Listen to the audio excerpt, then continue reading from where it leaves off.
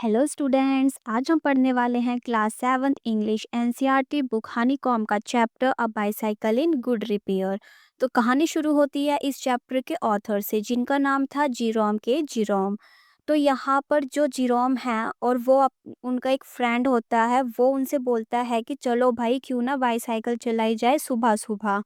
तो ऑथर बोलते हैं कि हाँ हाँ, साइकिल चलानी तो सेहत के लिए बहुत फ़ायदेमंद होती है, कि ठीक है, हम कल से मॉर्निंग में साइकिल चलाया करेंगे। तो वो जगह भी डिसाइड करते हैं जहाँ उन्हें साइकिल चलाने जाना होता है। तो नेक्स्ट डे जो ऑथर होते हैं वो अपने फ्रेंड से आधे घंटे पहले पहुंच जाते हैं।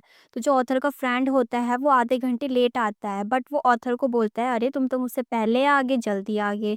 वो अपनी गलती छुपाता है, वो ये नहीं दिखाता है कि वो ऑथर से लेट आया है। फिर जो ऑथर का फ्रेंड होता है वो ऑथर की साइकिल देख के बोलता है कि ये तुम्हारी साइकिल है, और बट ये तो वॉवल कर रही है, हिल डुल रही है, ख़राब तरीके से चल रही है। जो ऑथर होते हैं उन्हें पता होता है उनकी साइकिल इतनी ख़राब नहीं है, ठीक है। और जो उनका फ्रेंड होता है वो ऐसे रिएक्ट करता है कि उसको साइकिल के बारे में पूरी नॉलेज है और उसको साइकिल रिपेयर करनी भी आती है। तो वो ऑथर को बोलता है, उसका फ्रेंड, कि लाओ मैं तुम्हारी साइकिल रिपेयर कर देता हूँ। बट जो ऑथर होते हैं उनका नेचर ऐसा होता है कि वो किसी को भी किसी काम के लिए मना नहीं कर सकते। तो वो ना चाहते हुए भी अपने फ्रेंड को साइकिल रिपेयर करने के लिए दे देते हैं। उन्हें पता है कि उनके फ्रेंड को साइकिल रिपेयर करनी नहीं आती, बट वो मना ही नहीं कर पाते किसी भी काम के लिए। तो वो अपने फ्रेंड को रिपेयर के लिए साइकिल दे देते हैं। तो जो फ्रेंड होता है ऑथर का, वो पूरी साइकिल खोल देता है। वो सबसे पहले तो जो साइकिल का फ्रंट व्हील होता है वो पूरा ओपन कर देता है, पूरा खोल देता है।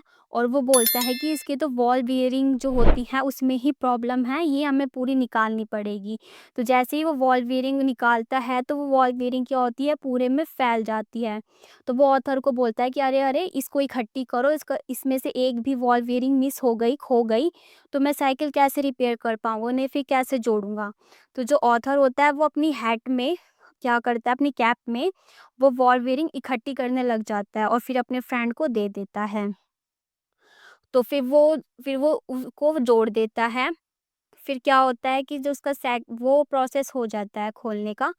फिर सेकंडली वो क्या करता है, वो जो चैन होती है साइकिल की, जो पैडल्स होते हैं, चैन होती है, वो उसको ओपन कर देता है, चैन को। तो वो क्या करता है, पूरी ओपन कर देता है और फिर चैन वो फिर लगाता है। तो चैन जो होती है इतनी ज़्यादा टाइट होती है कि जो व्हील्स होती हैं वो चल ही नहीं पाती।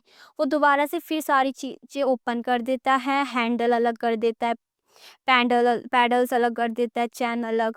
फिर दोबारा फिर जोड़ता है, उनको जॉइन करता है। तो वो जो चैन होती है वो इतनी ज़्यादा लूज़ हो जाती है कि वो वैसे ही लूज़ के मारे नहीं चल पाती है।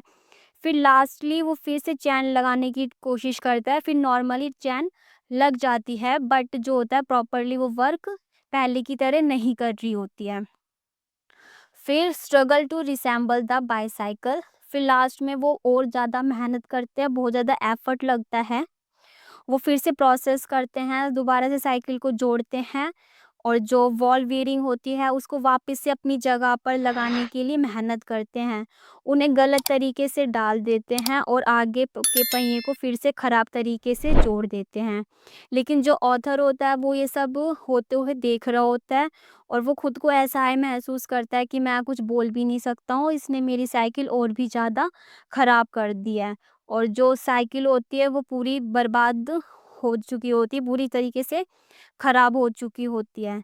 फिर थोड़ी देर बाद जो होता है, जो उसका फ्रेंड होता है, वो साइकिल पूरी जोड़ तो देता है, पर जो साइकिल होती है वो पहले की तरह वर्क नहीं कर रही होती है।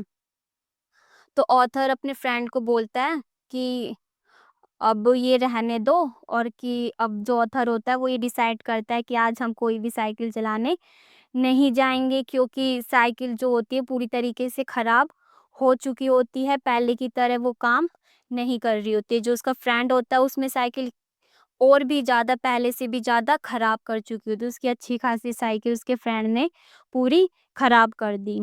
और फिर वो अपने फ्रेंड को बोलता है कि ठीक है, अब तुम रहने दो, तुम अपने हाथ-पैर जाके क्लीन कर लो, अपने कपड़े क्लीन कर लो और तुम घर जाओ, कि अब हम कोई भी साइकिल चलाने नहीं जाएँगे, कि हम सुबह से लगे हुए हैं और अब शाम हो चुकी है, अब कोई साइकिल चलाने का टाइम नहीं है। The narrator did not complain, but he learned a valuable lesson about allowing others to interfere unnecessarily.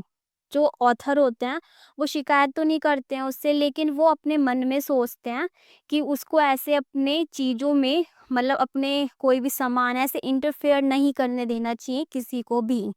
कि उसके फ्रेंड ने बोला कि लाओ मैं तुम्हारी साइकिल ठीक कर देता हूँ, जबकि वो ठीक थी, बट फिर भी ऑथर ने उसको ठीक करने दी।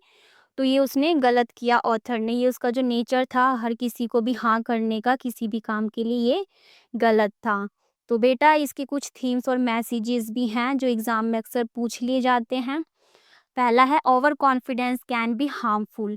जो ओवर कॉन्फिडेंस है कि हम बोलते हैं ना कि हाँ पूरा कॉन्फिडेंस के साथ, अति आत्मविश्वास के साथ, तो वो क्या है, एक हार्मफुल हो जाता है। जैसे कि उसके फ्रेंड को पूरा ओवर कॉन्फिडेंस था कि हाँ उसे साइकिल ठीक करनी आती है और वो साइकिल ठीक कर देगा, और इस चक्कर में उसने और भी ज़्यादा साइकिल ख़राब कर दी। Avoid unnecessary interference, if something is working fine there is no need to fix it.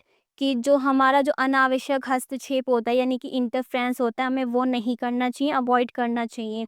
कि कोई चीज़ पहले से ही ठीक है, काम कर रही है, तो उसको हमें और भी ज़्यादा ठीक करने की कोशिश नहीं करनी चाहिए।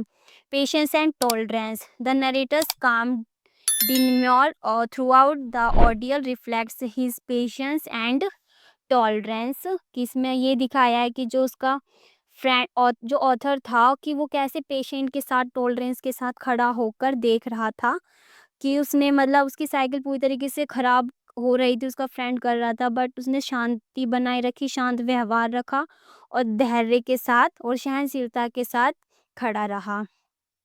ये एक थोड़ी कॉमेडी थी, थोड़ी हास्य वाली स्टोरी है, और इससे साथ ही हमें एक लेसन और मिलता है कि जो चीज़ हमें प्रॉपर्ली नहीं आती, जिसके बारे में कोई नॉलेज नहीं है, तो वो चीज़ हमें नहीं करनी चाहिए, बिना उसको जाने, उस चीज़ को समझे। तो ये स्टोरी यहाँ पे फिनिश होती है। आई होप सो आपको ये स्टोरी समझ आई होगी। तो वीडियो को लाइक करें, चैनल को सब्सक्राइब करें। Thank you.